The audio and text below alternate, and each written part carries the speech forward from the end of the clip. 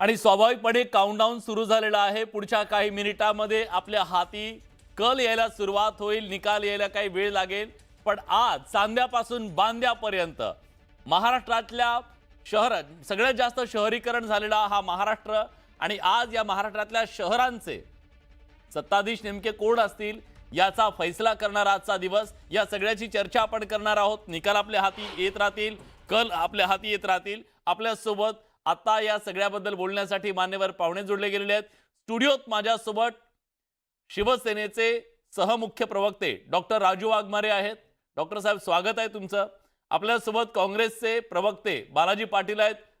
बालाजीराव, स्वागत आहे तुमचं। तिकडे भाजपचे सहमुख्य प्रवक्ते माफ करा, अजित चव्हाण आपल्यासोबत जोडले गेले आहेत। अजितराव, स्वागत आहे तुमचं। हेमलताताई पाटील सुद्धा आपल्यासोबत जोडले गेलेले आहेत, राष्ट्रवादी काँग्रेसच्या प्रवक्त्या। आणि ज्येष्ठ पत्रकार लोकमतचे संपादक संजय आवटे सर सुद्धा आपल्यासोबत जोडले गेले आहेत। सर, तुमचं सुद्धा स्वागत आहे। चर्चेची सुरुवात अजितरावांपासून मला करायची आहे, ती याच्यासाठी अजितराव, निकालाचा दिवस खूप महत्त्वाचा असतो आणि आपल्याला माहिती आहे की निकालाच्या दिवशी प्रत्येक विद्यार्थी वेगवेगळ्या पद्धतीने तयारी करत असतो। कुणी असं फिंगर क्रॉस करतो, पोटात गोळा आलेला असतो कुणाच्या, कुणी दही साखर खाऊन जात असतो, कुणी थेट पेढ्याची तयारी करतो। तुम्ही कुठले विद्यार्थी आहात, कशा प्रकारची तयारी केली आहे तुम्ही आजच्या निकालाकडून? विलासजी, आपल्याला माहिती आहे की जे बिनविरोध नगरपंचायत नगरपालिकांमध्ये नगराध्यक्ष निवडून आले त्यामध्ये भारतीय जनता पक्षाचे बहुसंख्यानं आहेत। या निवडणुकीमध्ये सुद्धा आदरणीय देवेंद्रजी फडणवीस यांच्या नेतृत्वावरती विश्वास ठेवून, आमच्या स्थानिक नेतृत्वावरती विश्वास ठेवून सर्वाधिक जागा भारतीय जनता पक्षाच्या येतील, सर्वाधिक नगराध्यक्ष हे भारतीय जनता पक्षाचे निवडून येतील असा विश्वास आम्हाला आहे। आणि त्या दृष्टीनं महाराष्ट्राच्या जनतेनं कौल देखील दिलेला आहे, हे आपल्याला दिसतंय। फक्त या निकालांच्या बाबतीमध्ये एकच गोष्ट आपल्या सगळ्यांनाच जराशी रुखरुख राहिली होती की मतमोजणी लगेचच व्हायला हवी होती, मात्र न्यायालयीन काही अडचणींमुळे आपल्याला आजच्या दिवसाची वाट पाहावी लागली। पण आपण म्हणालात त्याप्रमाणे निश्चितच विजयाचा विश्वास असलेला विद्यार्थी आणि जे पेढे घेऊन तयारीत आहेत अशा विद्यार्थ्याच्या भूमिकेमध्ये आम्ही आहोत। बालाजीराव मिशा पिळतायत तिकडे काय? बालाजीराव, तुमची काय तयारी आहे? अपेक्षा काय आहे? आज जेव्हा ईव्हीएम उघडेल तेव्हा त्यातून तुम्हाला काय बाहेर येईल, की तयारी तुमची वेगळी सुरू आहे कारणांची? नाही, कारणांची वगैरे तयारी नाही। आम्ही निवडणूक अत्यंत कसून जमिनीवरती लढली, प्रत्येक ठिकाणावरती।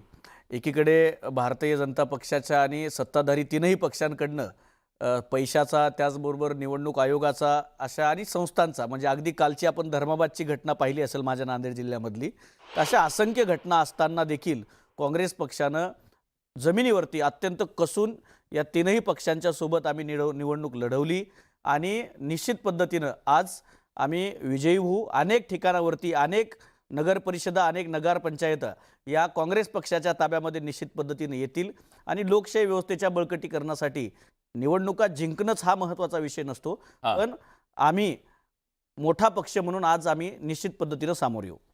ठीक आहे, डॉक्टर राजू वाघमारे आपल्या सोबत आहेत।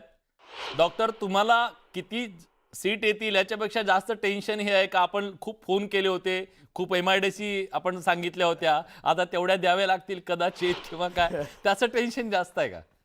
नाही, कसं आहे, आमचे नेते आदरणीय एकनाथ शिंदे साहेबांनी गेल्या 2.5 वर्षामध्ये ज्यावेळी ते मुख्यमंत्री होते आणि आत्ताचा काळ याच्यामध्ये ज्या ज्या गोष्टींचे निर्णय घेतले त्या गोष्टी, ती कामं, ती आश्वासनं अंमलात आणण्याचा पूर्ण प्रयत्न केला नव्हे तर त्या गोष्टी अंमलात आणल्या। ज्या गोष्टी महाविकास आघाडीमध्ये स्थगित केल्या होत्या त्या सगळ्या स्थगित केलेल्या गोष्टी, मग इन्फ्रास्ट्रक्चरच्या असू द्या, हाऊसिंगच्या असू द्या, शेतकऱ्यांच्या असू द्या, महिलांच्या असू द्या, विद्यार्थ्यांच्या असू द्या, या सगळ्या गोष्टी नवीन नवीन योजना करून ज्या रखडलेल्या गोष्टी होत्या त्या पूर्ण सुरू करून त्या पूर्ण करण्याचं काम शिंदे साहेबांनी केलेलं आहे। त्याच्यामुळे शिंदे साहेब ज्यावेळी आश्वासन देतात याचा अर्थ महाराष्ट्रातला प्रत्येक माणूस हे समजतो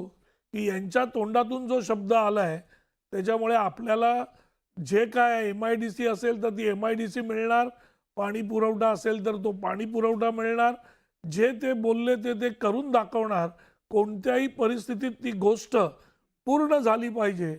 त्याच्यामुळे आम्हाला त्याचं टेन्शन नाही की आम्ही किती गोष्टी सांगितल्या. हा आम्हाला टेन्शन हा प्रकारच नाही आहे.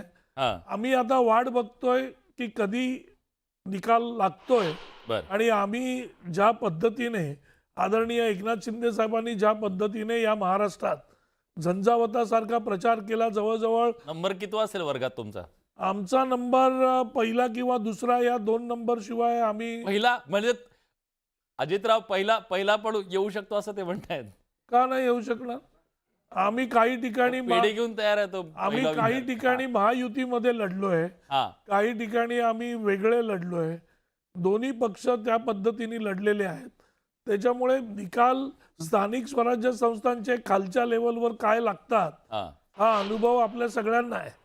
ठीक आहे. त्याच्यामुळे आमची लढत अटीतटीची होईल, पण महायुती म्हणून आम्ही नक्कीच या नगर परिषद आणि नगरपंचायतीच्या निवडणुकीत आमचे तिन्ही पक्ष अगदी बहुमताने आम्ही निवडून येऊ. नगराध्यक्षाच्या पदाच्या निवडणुका सुद्धा आणि इतर नगरसेवकांच्या निवडणुका सुद्धा. बर संजय आवटे सरांकडे मला जायचं आहे, कारण आता ह्या सगळ्यांचं म्हणणं ऐकल्यानंतर त्यांचं विश्लेषण ह्या निवडणुकीचं मला जाणून घ्यायचं आहे. पण एक छोटीशी कमेंट हेमलता ताईंची घेऊन येतो सर, म्हणजे तुम्हाला सारासार सगळा कळेल कोणाच्या मनात काय चालेल, कुठला विद्यार्थी काय विचार करतोय सध्या. हेमलता ताई, तुमचा नंबर कितवा असेल आणि सगळ्यात महत्त्वाचं तुम्हाला लढाव तर तुमच्या मित्रांसोबतच लागलं, ज्यांच्यासोबत तुम्ही सत्तेत आहात. नाही, काही ठिकाणी आम्ही पेढ्यांची नक्कीच तयारी केली आहे. काही ठिकाणी आम्ही देव पाण्यामध्ये ठेवलेले आहेत. पण मला हा. खात्री आहे की आम्ही डिस्टिंक्शननी पास होणार आहे आणि आमचा वर्गामध्ये 2रा नंबर येणार आहे, याची मला 100% खात्री आहे. लढत अतिशय चांगली दिली आहे. प्रयत्न खूप चांगले केलेले आहेत. आमच्या नेतृत्वाने खूप त्या ठिकाणी प्रयत्न केलेले आहेत. मला वाटतंय की 180 ठिकाणी आम्ही आमचे नगराध्यक्ष पदाचे उमेदवार उभे केले होते आणि 3681 नगरसेवक पदाचे उमेदवार होते.